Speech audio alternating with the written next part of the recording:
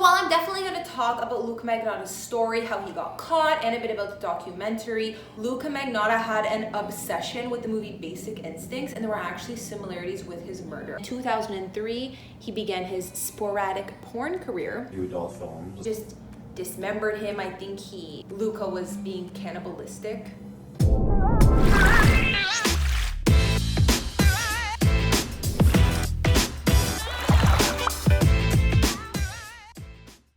Hey guys, welcome back to my channel. Today I am going to be talking about another scary character, and you've probably all heard of him, Luka Magnotta. One of the places I believe he was living at the time, or where his mom was living, and I'm not sure if she still lives there. It was in like Etobicoke. It's really close to where I live. This shirt underneath this sweater, how I was wearing it before, is not very flattering. I looked like a square.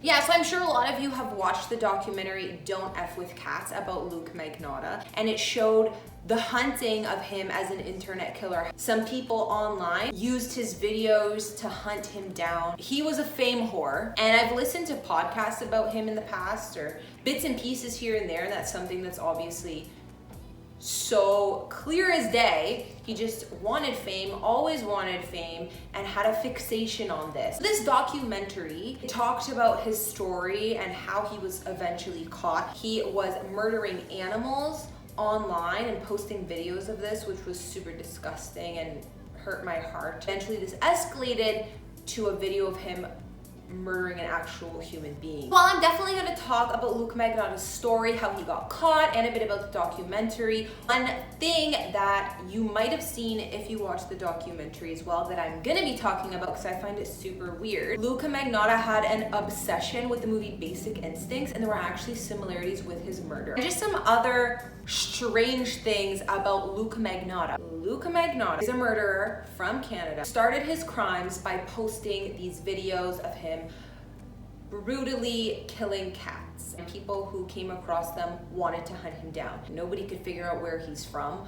This documentary showcased a lot of that, so that part is super interesting. I just had to cover my eyes with all the animal cruelty. Before people figured out where he was or could catch him, he disgustingly released a video of him doing the same thing to a man that he was hanging out with. Basically sent his rotting corpse across the country. I believe he sent it to the government, and then he sent some part to schools or something. Luka Magnotta was actually born Eric Clinton Kirk Newman, but he has always wanted to be a different person. He was obsessed with vanity. He used to Photoshop himself into pictures and scenes, and apparently he was really good at this. He also apparently had schizophrenia. For those of you who don't know the story about Creepo Luka Magnotta, he basically was convicted of the murder and dismemberment of Ju Lin, who was a Chinese international exchange student. They caught him and found out about his murder because, first of all, he posted an 11-minute video to a website I think called bestgore.com of his murder. I guess he had invited him over. He basically drugged this man, June, ended up killing him with an ice pick, which, as you'll come to see, is one of the Basic Instinct similarities, and people saw it. People were already looking for him because of his previous disgusting videos. This was the cherry on top, and this started the biggest manhunt for him. Once he dismembered the body, he mailed these body parts to different places in Canada, including elementary schools. I'm gonna probably have to get on my computer here to spit you guys some facts. They found the crime scene of where all this happened and the murder because Luka had already fled the country. It was harder and harder to find him. They had no idea where he went. When I first heard about the animal stuff, I could not watch that. That part, even in the documentary, disturbed me so much. I can't be the only one who gets more sad to see animal deaths. I know this is terrible, like dogs and kitties. It's a sensitive thing for kids and pets, and I don't know. So I actually remember seeing part of this real life murder video on the internet. And you know when stuff circulates like that online, you'll always have that weird friend who's gonna send you it. And I remember watching part of it. I couldn't watch the whole thing because once you know that it's a real murder and it's not just a scary movie, I definitely couldn't watch it all, but I remember seeing parts of it and then just closing it. You know the story of one lunatic, one ice pick, how he killed this international exchange student. You know about his crimes comes to animals, which I won't talk about because they're too sad and nasty. I think the reason he was posting these online and what a lot of people were saying is just because he wanted notoriety. He didn't care at this point what it was for. He did everything. I believe they found clips of him trying out for different reality shows, like one with plastic surgery. I have a clip here actually that I'll show you guys. I've taken off my forehead and I'm looking there, I'm like, damn, it's getting bigger and bigger on my forehead. So I want that done, and I like... Do you see an end to the cosmetic surgery? Like, will you ever be perfect in your own eyes? Like I said, at one point, Luka was living in Etobicoke, and in the documentary, they pronounce it so funny. I think the guy says Etobicoke or something. I don't know. That's very close to where I live. I don't know if that was his mom's house or an apartment he was living in at the time, but he was seen there. And apparently he was born in a small town in Ontario. He just had a troubling childhood.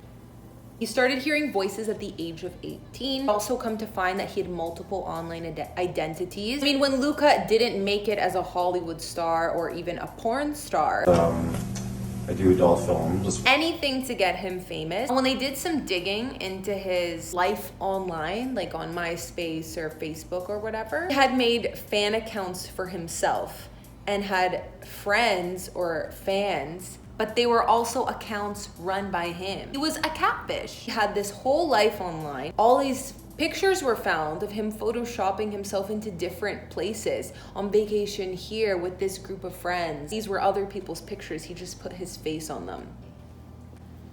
I think understanding Luka's issues with his identity is a big thing. Apparently he's gone by the names Vladimir, Romanov, and Jimmy, set up dozens of online usernames, and he actually had 70 Facebook pages and 20 websites. Sure, a lot of these were Luka Magnotta fan pages. I mean, on blogs, he would bash his family a lot. Horrible things that his mother used to do, talk about how he had an inappropriate relationship with his sister. You don't know what was real and what wasn't. An aunt from Peterborough, where he grew up, apparently said that a lot of things he said were just delusions. Apparently he had a tendency to do this, make a lot of stuff up. At one point he even started a rumor about himself that he was dating the other murderer that's from Ontario, Karla Homolka. He said he moved to Toronto in 2001, or back to Toronto, and this is the time he got into escort work, and he was also a stripper at a gay bar. In 2003,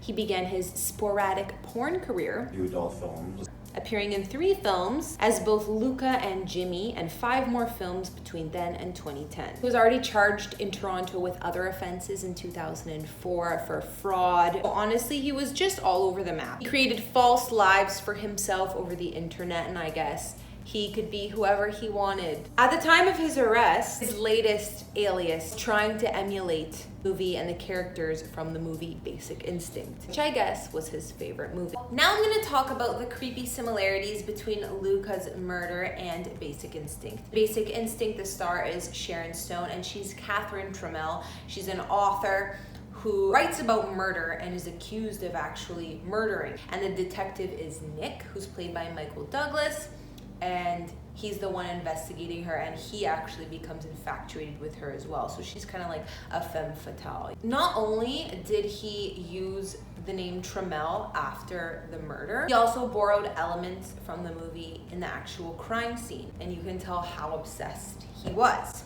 So let's get into it. If you've seen the movie Basic Instinct, then these similarities will be more apparent to you. In the beginning of Basic Instinct, it shows the woman, Sharon Stone plays, Catherine Trammell, and she was hooking up with this rock star, and he was tied to the bed with a white silk scarf. Above the bed where he's tied to, there's a stained glass window in the center. The scene that Luka set up for his murder, it looked like he was trying to recreate this in a way. In the documentary, a few people that were investigating things touched on this. Luka tied his victim to the bed with a white cord, so it wasn't a silk scarf, but you know, he put his arms in a similar position to the man in the movie. There was a Casablanca poster above Luka's bed. in the frame. So he didn't have a stained glass window, but they say that was his way of recreating the look. And there was the ice pick. So in the movie, the murder weapon in Basic Instinct is an ice pick.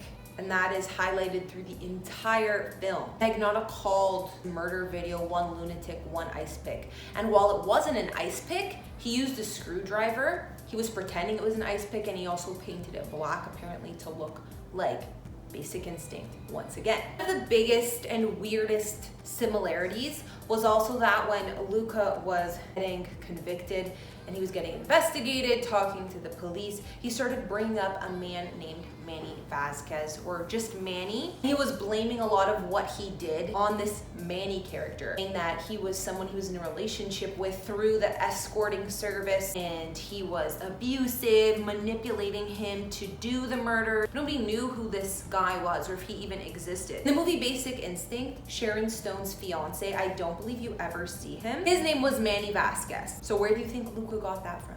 Another thing was, remember how I said Luka had all these fake aliases online? One that he often used was Kirk Trammell. Then, when Magnotta was arrested for Lynn's murder and he was in interrogation, another thing he did was ask for a cigarette and crossed his legs. But if you remember from Basic Instinct, the main interrogation scene that was scandalous with Sharon Stone had to do with leg crossing and smoking the cigarette. So I think there were a ton of similarities, and that Luka Magnotta was definitely trying to copy the movie Basic Instinct with his disturbing murder. And his murder in the end was much worse. In that video, One Lunatic, One Ice Pick, the things that he did to his victim were so bad. Just dismembered him. I think he hooked up with the dead body. He let a dog chew on the remains. Even police were saying Luka was being cannibalistic and eating parts of the body. I don't know, it was just disgusting. After he fled to Europe, they did catch him. He is serving a life sentence. If you want to know more about the story or the documentary, then all that information's out there. Like I said, there are actually a few surprising creepy people from where I live, like Toronto and Ontario,